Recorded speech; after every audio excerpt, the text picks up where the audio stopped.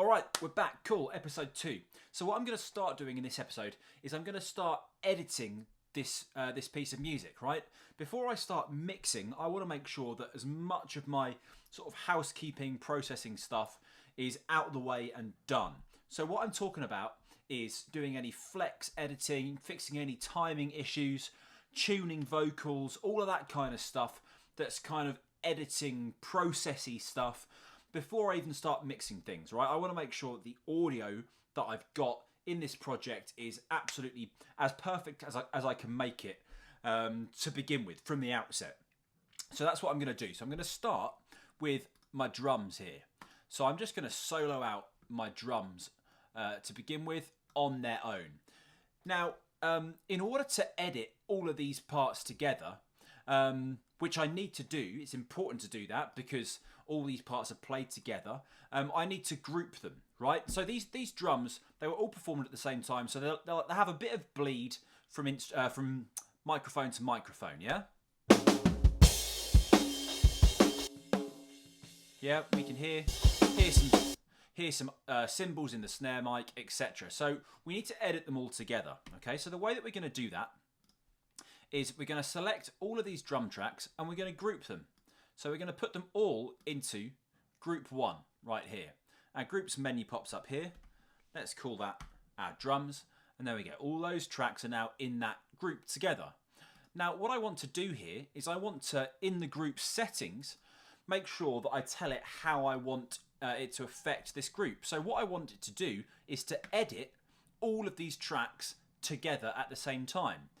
And I want this quantize lock on because what that allows me to do is to select which channels it's going to look for transient information to then quantize to. The rest of this stuff I don't need on because I don't want it to be grouping the volumes together. I don't want it to be grouping mutes together. I just want to be looking at the edit settings here. Okay, so that's what I've got. Now, what I want it to do is to simply look at a few of these tracks for the movement that I'm looking for the quantizing, the tidying up of the timing that I'm looking for.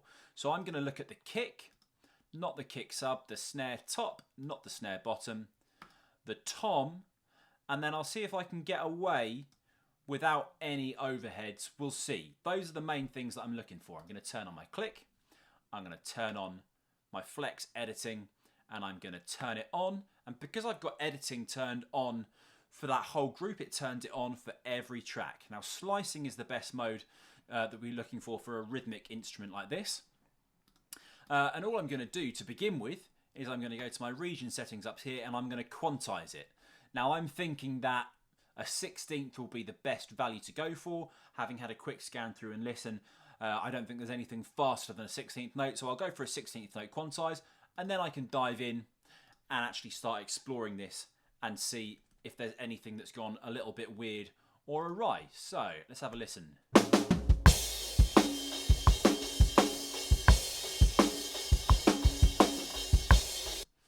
Okay.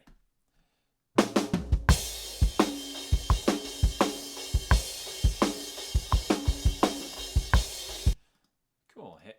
I'm hearing a little glitch there. So let's just delete these markers.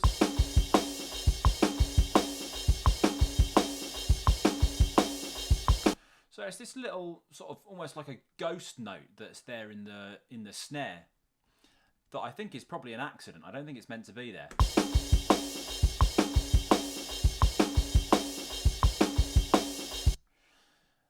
So I'm actually going to deal with that later, but I don't want to flex that around, I don't think. What happens if I put it on the beat here? That does weird stuff. Okay, so I'm going to actually just put a little marker in the sand right here and just say snare error. Just so I know that I've got something there that I need to come back and deal with later on.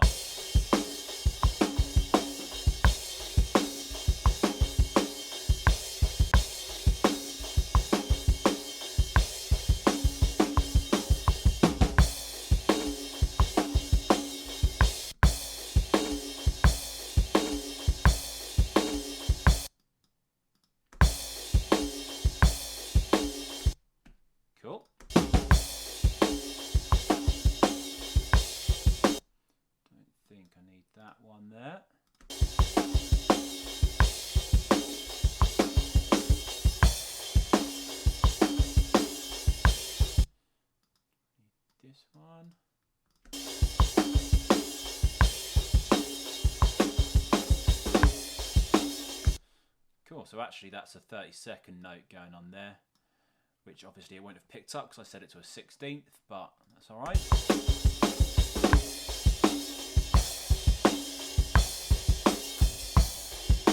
Something weird in there. What's going on here?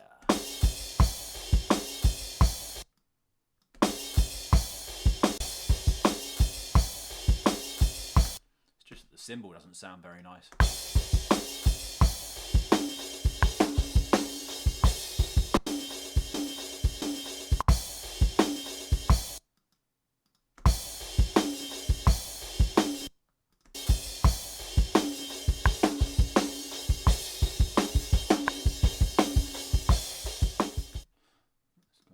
Late that one there.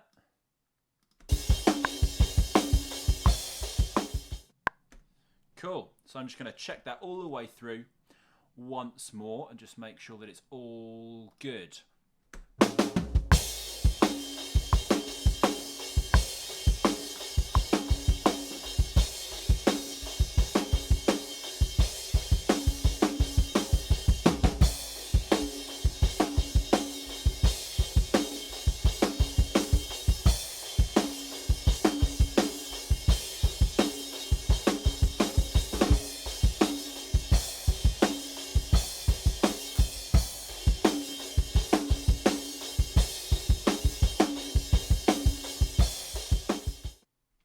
Nice, that sounds great. Now, I'm really happy with that. So what I'm going to do is I'm going to commit those edits into the regions, right? I don't want to be using up unnecessary CPU by keeping all this flex editing on. I want to commit to the edits that I've made. So a little trick that I love is if you just split the regions by playhead, then when you go to rejoin these regions together, it says you're going to have to basically create new audio regions. And when it creates those new audio regions, what it's going to do is effectively commit the edits that we've made to those new regions, which is a really helpful thing because it means that I don't have to bounce out all of the regions in place and all the rest of it. There you go. Non-contiguous audio regions require the creation of a new audio file. Beautiful. Do it for me. And there it goes through all of those, joins those things together, and my drums are now nice and tidy and all edited up.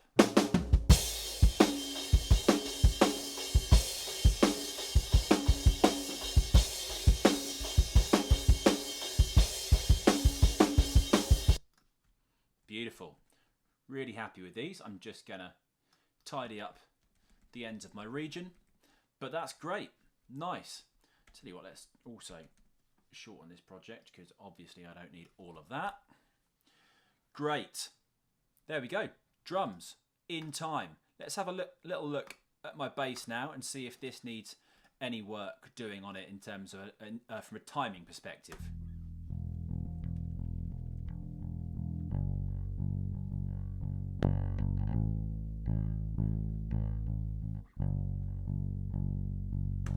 Yeah, timing's a little bit sloppy at points, so let's go through the same process, right? Let's turn on our flex. Bass is a monophonic instrument, so I'll go with monophonic here. Again, let's go with our 16th note, so let's turn on our click and let's see what's happening here.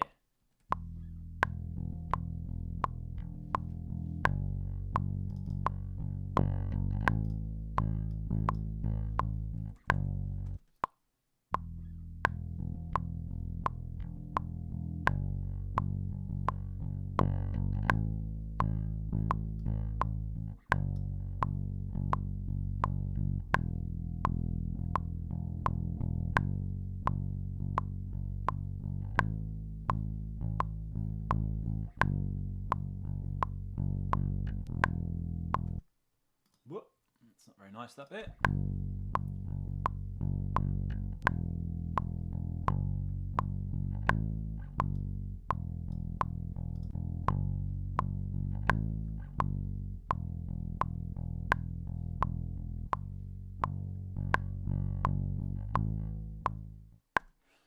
Cool. So as you can see looking through, it hasn't actually picked up every single transient in this performance.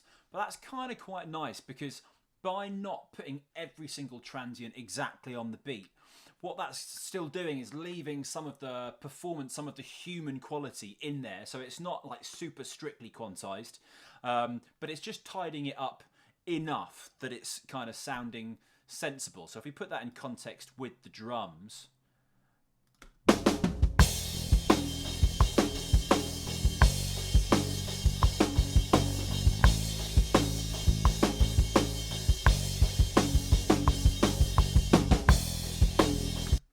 great.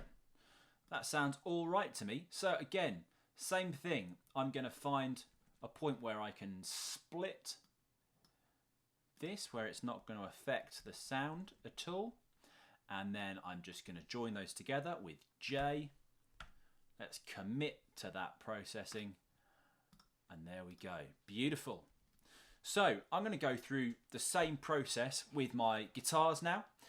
Guitars, I'm going to have to group up in the same way I did my drums, because I've got three tracks per guitar take, if you like. So just to remind you on that, I'm going to select my first three guitar channels, because they're all guitar 1, and I'm going to group them, put them in a new group here.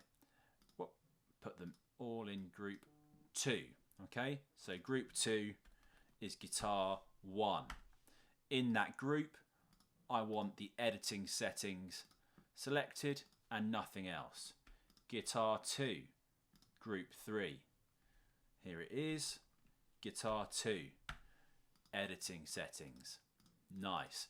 Okay, so I'll go through, I'll group those up, I'll do the editing that I feel I need on these guitars, and I'll come back to you. Just as a quick mention before I do that editing, by the way, obviously you can see I'm just following my own train of thought here. I always like to use the DI as the track that it's going to look for transients and information to tidy up the timing of this audio. The reason for that is the DI channel is clean, right? Whereas the other channels might have some distortion on, or whatever effects are going on. So what I want to do is use the cleanest channel, because that's the one where it's most likely to pick up the transients.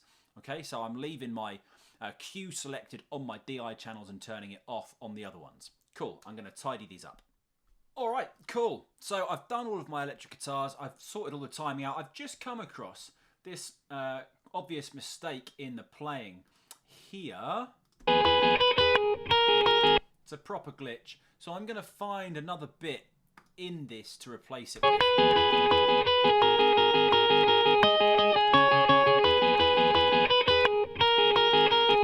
Looking for the... Right, so I know that that's going to work in there, that bit, around 10-3.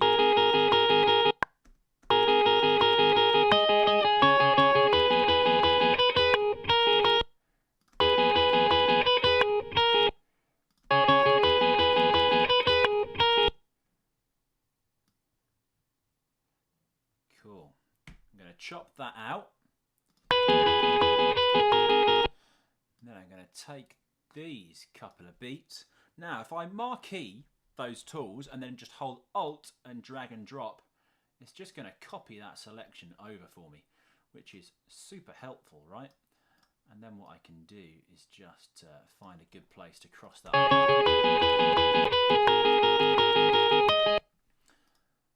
Nice. Now, let's crossfade those. I'm going to use equal powers crossfade with a little 20 millisecond crossfade, and let's find a good point. How does that sound?